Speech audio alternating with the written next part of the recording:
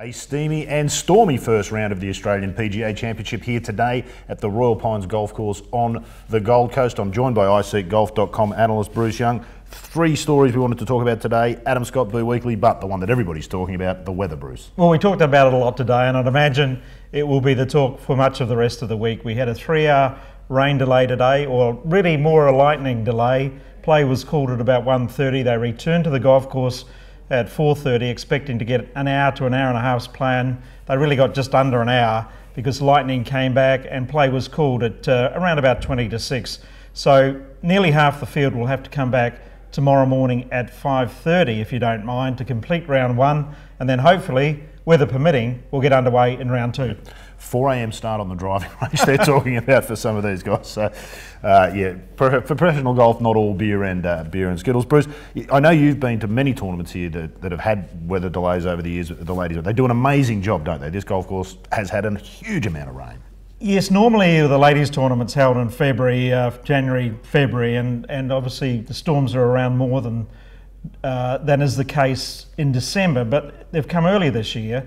I guess the one thing going for the course now is the redesign has included improved drainage on that new 9 that they've done to date, and we've seen the impact and benefit of that so far. So we've been able to get as much play in already, I think, has been pretty darn good really in the overall scheme of things, and let's hope that we're able to complete this tournament by Sunday night, but there is the provision to go over to Monday by all accounts if that becomes necessary. Let's hope that doesn't happen. That's in the lap of the gods. Let's talk about the players. Adam Scott today got off to a good start for a change. He struggled in the first round of both the Australian tournaments at the Masters and the Open. Today, under par for the first time this summer. It's been a little bit of a pattern over this summer here in Australia. He has made slow starts, as you said. Interestingly enough, a few years ago, that was also a problem for him, and his former caddy Steve Williams took him aside around about the time of the US Open at Olympic in 2012 and really reinforced the need for him to be more focused on the start of tournaments. Well, we almost saw immediate benefit from that. At the Open Championship that year, he got off to a great start in round one.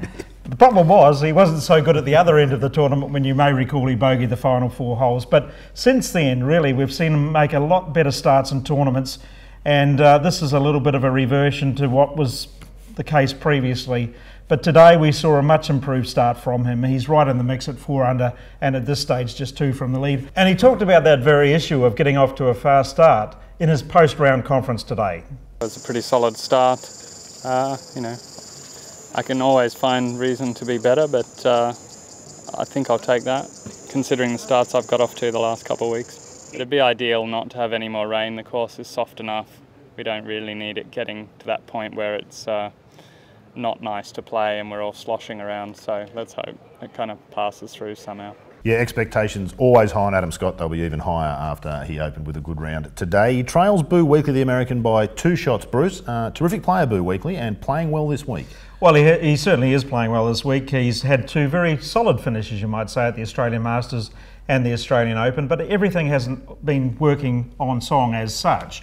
But he's really considered one of the best iron players in the game, and I think we're starting to see evidence of that this week. Evidence of that on the 17th hole today. He holed an 8-iron for his second shot for an eagle. He talked about it after the round. Had 146 into the hole, and was kind of in between clubs, and I just figured I'd had a breeze a little bit into us, and so I took an 8-iron and choked it down a little bit, and as soon as I got up in the air, got flying towards it, and I was like, "That's right, get right, be right," and then it one hop and went in the hole. So that was probably the highlight of the day.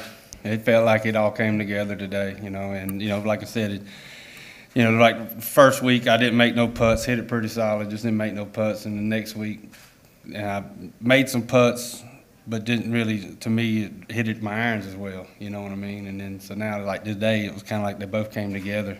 Made the putts and hit the irons pretty clear. Yes, it's all shaping up as a thrilling 3 days here at Royal Pines. 47 players under par, 17 of them within 3 shots of the lead. They'll be back on course at 5:30 tomorrow morning here at the Australian PGA.